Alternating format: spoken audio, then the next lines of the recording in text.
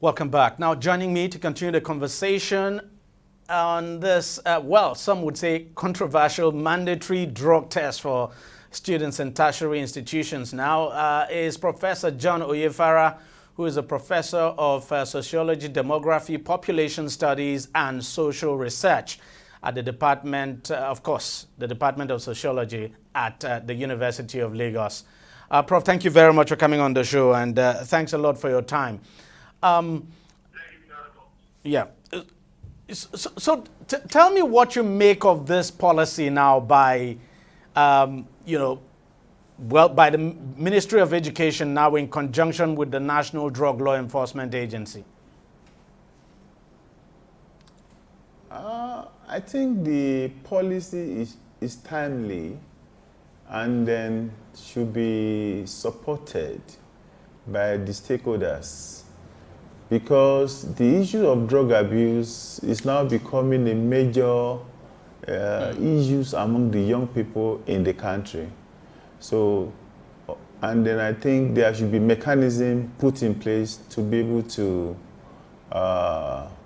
checkmate such behavior among the young people. So, to my mind and to what I think as an expert in sociology, I strongly believe that there should be a mechanism by which such behavior should be checked by the government. But Prof, how would you advise the agency now and the Ministry of Education to go about this? Because first, they've talked about random testing now, and that they'll be testing new students, returning students, and all of that. So the whole idea is, how will this test be conducted? Will students, because it's still not very clear. Yes, randomly students will be picked, and I'm just wondering, you think the students would want to cooperate with this? I think it's not something new in my whole university. The issue of the toxicology test for incoming students has been in the system for some time. So incoming students, when they are doing their screening, we go to the health center and the test will be conducted. So it shouldn't be a major issue. So it has been a system in some of the universities before, and then it will not be a big problem for them. So incoming students also, they need to go for the test and to be sure that they are not under the influence of drug. The consequences of being on drug cannot be overemphasized in terms of the health hazard that it causes for the students and even among the populace. So the institutions will develop a strong mechanism by which the student can be tested, and then they will confirm and know that they are fit to be in the midst of other students. Let's talk about this whole issue of drug abuse now among young people, especially students. Just as you said, it's a very big problem. What do you think, how serious a problem is it, and what exactly is driving it? The issue of drug abuse is a big problem, and the influence of the peer influence, and then there are so many things that are factors responsible for drug abuse. I think the major thing I see is that is a global phenomenon. As we have in Nigeria, we also have in other parts of the world, and we are not excluded from all this wave that we have. But the major thing is that there is a need for the government and all relevant agencies to come up with a strong mechanism to control the influence, and then the penetration of this drug among students. You know that NDLA has been working hard with other government agencies to be able to control the incoming and all the rest. But because the borders are not that too, happens to be very porous, and then or the drug can come in through other channels to the country.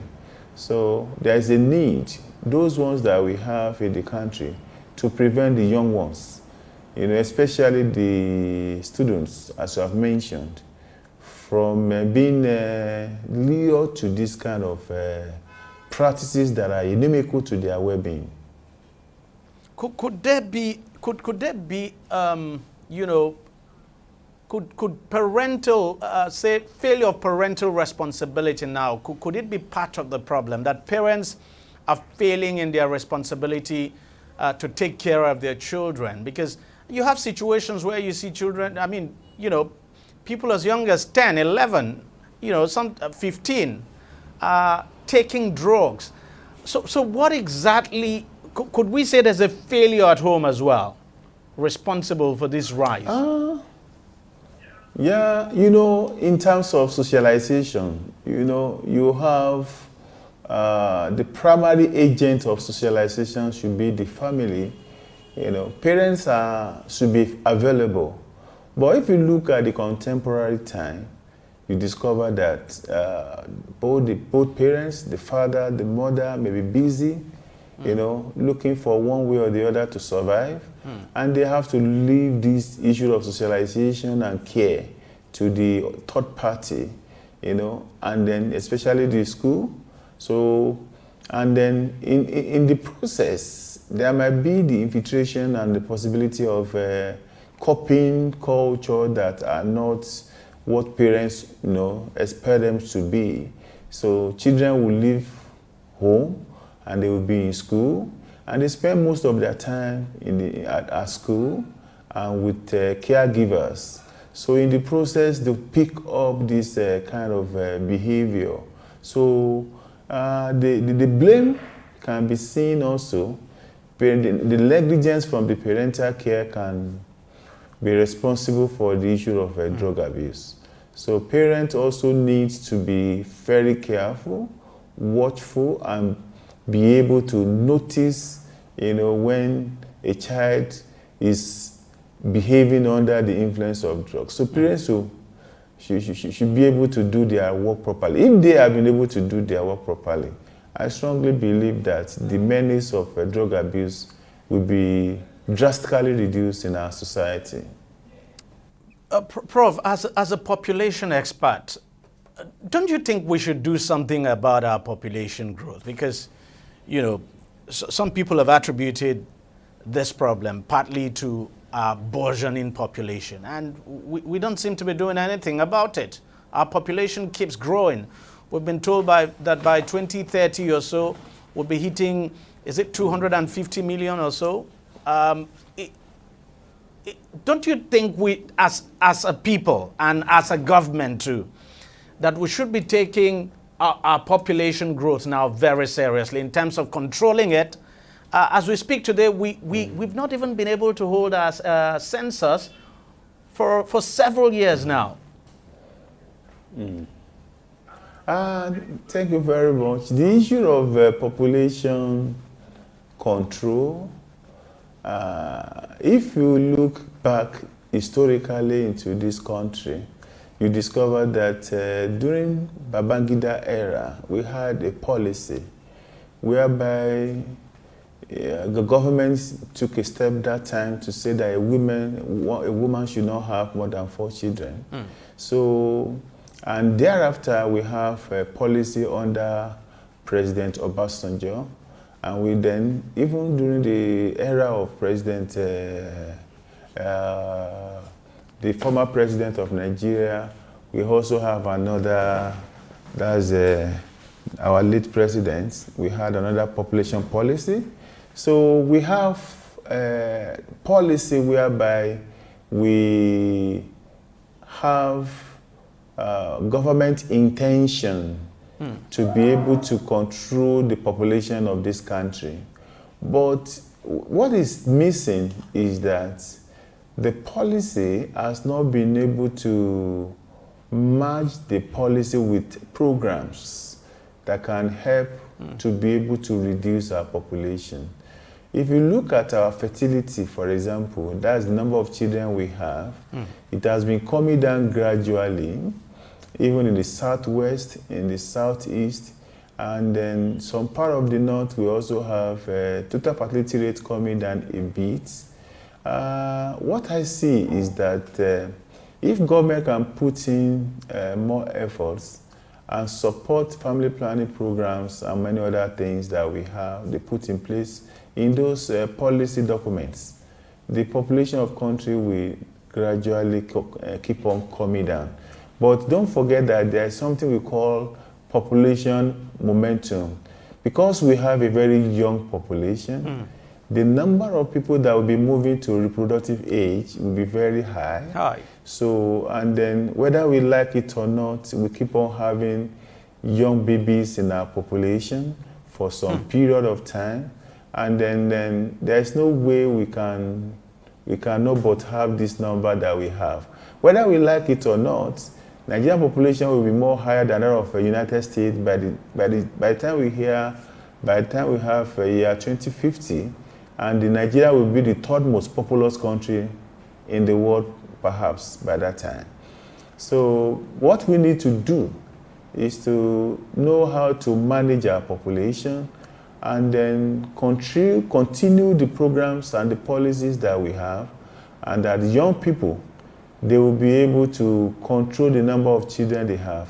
And then the best contraceptive that we have, which is education, should be more, all these out-of-school children should be managed by Ministry of Education. And then when you give them education, and then they were exposed to the Western society and more enlightenment issue, willingly people will continue to control their population, coupled with all the other programs that we have. And the population with family planning programs, availability of contraceptive methods for the population, and for the married people and the rest, our population will come down gradually. But there is a need to put more efforts to this campaign and many other things that we have. That is when we can then manage our population. But what we have now, when we have high rates of unemployed people, and then there is no way the population will not keep on growing, because the growth of population will be very rapid under poverty. When people are not busy, they don't have a lot of things to do. But when you have a job doing, you go out, you engage in the productive activities, you are exposed to education, and you are exposed to many modern information, then many other things, people will take up to a more behavioral activities that will support their own personal development. And the fertility level will keep on coming down. As we have seen in the southwestern Nigeria, in the eastern part of Nigeria, even the south, and even some part of the northern part of Nigeria also, the population will keep on coming down gradually. But it will take time for us to do it. And we have to do a lot to be able to get to that level.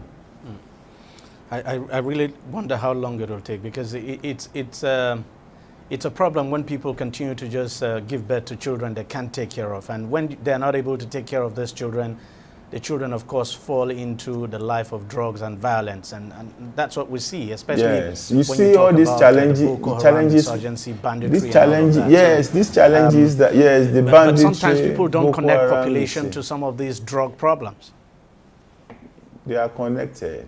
They are connected.